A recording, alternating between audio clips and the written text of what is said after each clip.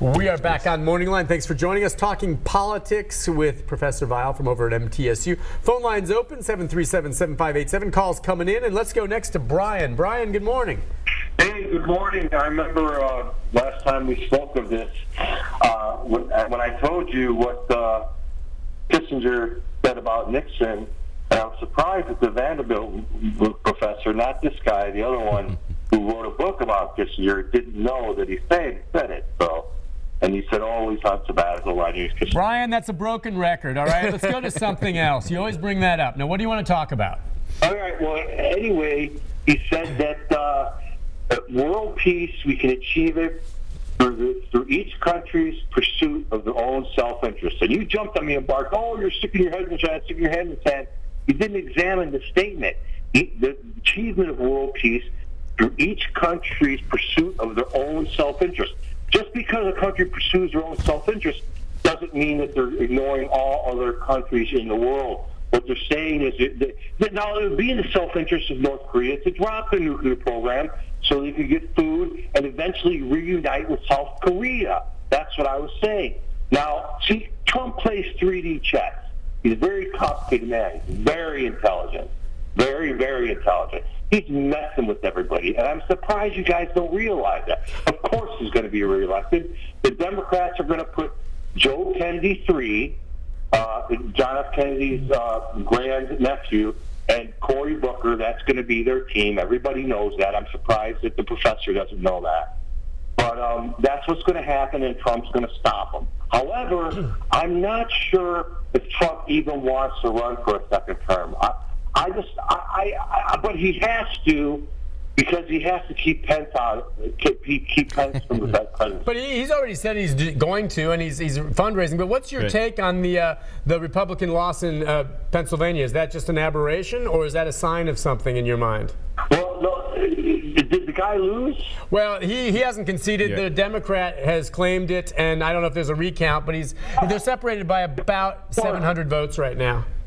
Well, except for the Alabama senator race, the previous 5 special elections were won by Republicans. Well, that's true in Republican strongholds, and the Alabama one I kind of threw out because that candidate was god-awful, so I don't even count that. So this one's more significant.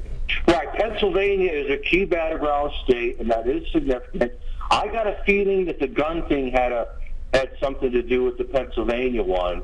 But now you know that in an off-year election, the president usually loses seats in the House of Representatives. I told you guys about that the last show.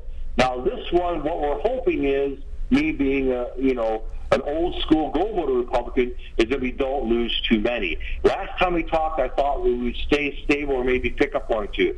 I'm readjusting my prediction. I think we're going to lose a few. I still think we're going to keep the House, but we're going to lose a few. The Senate ship, different. The Democrats are defending 18 seats. The Republicans are only defending 9. So we've got an opportunity to pick up a few Senate seats. Yeah, that's true. It's a good point that he makes about just presidents in the first midterm sometimes losing some of their party. Almost always. Let's make that point. Always. I mean, this is holding to form, right? Right. And why is that, usually, you think? Regret? Not necessarily. Well, particularly with presidents that have coattails, they're not on the ballot. And so fewer people show up. Yeah. And you don't have the same enthusiasm. If I can go back to his first point that you say he harps on a lot, and I think I have heard him bring it up before, that notion of nations, I mean, that's sort of a laissez-faire approach, using the economic approach to world affairs. But one difficulty with that is leaders and people are not always aligned. And we may think it's a terrible tragedy that there are 500,000 or whatever it is people in North Korea that are in concentration camps, and a lot of other people that are starving and fleeing, but their leader may not give a flip. So he may not be pursuing the rational self-interest of his people, and frankly, Trump's policies on trade may not be to our own self-interest. Makes us feel good, but if it results in a trade war, the whole world could end up as losers in terms of, total economic, on Pi Day, I guess, instead of expanding the pie, we may be shrinking the pie. Maybe, can we get into that a little more? Because to me, the handle on the tariffs and the trade war, and we've already seen a sign of this after the president kind of announced it. A company already pulled out plans to expand a plant in Springfield, right here in Tennessee, and said, look, in this climate right now, we can't go there, and it's cost a bunch of jobs there already, and it hasn't even happened.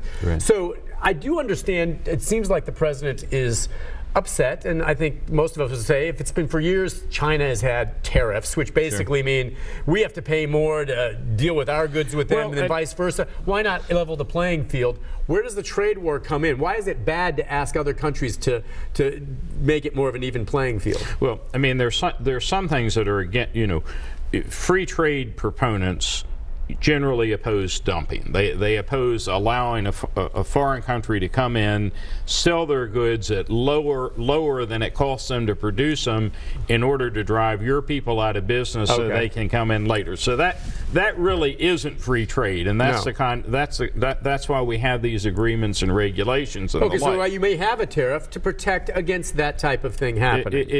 And sanctions and that sort of thing.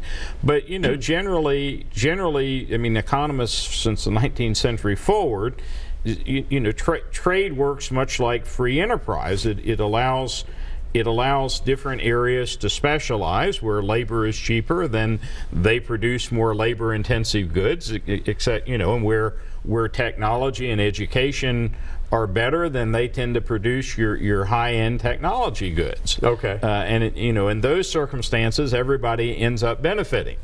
And so what the president's proposing would do what, as you understand it? Well, again, sometimes one of the things that Trump is very good at is he's very good at making, at the rhetoric and making people feel good. Almost immediately after saying we're going to slap, 25% tariff on steel and whatever, he immediately exempted Mexico and Canada, since he sort of told the Australians, well, they're not going to be in there. And before it's over, it may have been, frankly, more of a show than it is reality. Now, now we're talking about China, and they've been sort of on Trump's target list. But the irony is, just a week or two ago, Trump is commending the Chinese for putting somebody in office for life. Right. If we could, it's one thing to, the world goes on as it does, and there's some things we can't control, and maybe it's better to shut up about them. But to start commending people like, the ruler in Philippines who's, making war on drugs, well, that sounds good until you think about, people that we all know probably that are on drugs. And, got addicted and, don't deserve to be executed because they have that particular problem. Right. And we go, Trump seems to go, he doesn't seem to like a dictator, whether it's Putin or Philippines or China, that he doesn't like and doesn't commend. And that's just so contrary to, America was born in, we don't believe, we don't believe in hereditary succession. We don't believe in monarchies. All people are created equal. And we believe in, small r Republican government, representative government. So you wonder, because I agree, it's the rhetoric there. And when Donald Trump says, I think, we obviously have a big drug problem here in this country, and so I asked my friend in Singapore, do you have a drug problem? And he told me, well, not really. And he goes, well, how did you do that? Well, we catch someone with drugs and we kill them. And he's like, well, maybe we should do that. And you know what? To his red meat, eating and, core group of supporters, people, because they're not the people that are doing drugs, and they're like, oh, I hate these. Let's just kill all those druggies. And that's simplistic, of course. They probably know some people who. Well, you may, and you don't kill the street dealer. Look, sign me up. I'll go ahead and execute the kingpins, okay? But if it sounds like in some of these countries, like Singapore, they're cutting off your hands if you're caught with a joint, and it's like, is that really what you want in this country? Well, that's where they give you 30 lashes if you spit on the sidewalk or chew gum or something. It's much different. I would not want to live there. No, I wouldn't and I don't think many people in this country would. With the flip-flopping back and forth then to some degree, I wanted to go to what's going to be definitely a campaign issue with all these shootings is the president really, and I thought it was pretty neat to see in that meeting that day after the shooting when he was talking about arming teachers and the like, and then also considering an age limit on when you from 18 to 21 for anyone to buy something like an AR. And he's looking at these others who are kind of like not saying much. He goes, "You guys are all afraid of the NRA. You don't need to be afraid of the NRA. I mean, you do what you think's right." And I'm watching him and I'm going, "Good for him." Right. But then the next day he has a meeting with the NRA, and then he comes out and he's backing off that thing. Right. And it's like, well, I mean, whether you agree or disagree with raising the age, I just wish he would give us a straight answer. And that one bombastic, then boom, the other way. He shoots a lot from the hip, and then sometimes he backtracks, and sometimes other people are sort of backtracking for him. Rex Tillerson, he'll probably live 10 years longer than he would have had he stayed as Secretary of State. It cannot be good to be waking up in the morning and finding yourself constantly contradicted by the person that you're supposed to be, and vice versa. I frankly wonder why he stayed. Right. I mean, I know he ended up getting fired, but why did he stay? Because you're right, a lot of them have left on their own. And I'm saying he probably stayed out of duty to country. Probably. And he wanted to do what was best in his mind, he thought, but how that played out. Now, is he bound by any kind of confidentiality agreement if he wanted to write a book? I don't know. Now, I doubt it, though. I mean, all right. I brought that up, too, because you just wonder with what's happening with Stormy. Yeah. All right. And well, I doubt if Tillerson has too much to do with that. No, nothing about that. But I mean, with her being... One of my goals in life is to stay away from people that are named Stormy.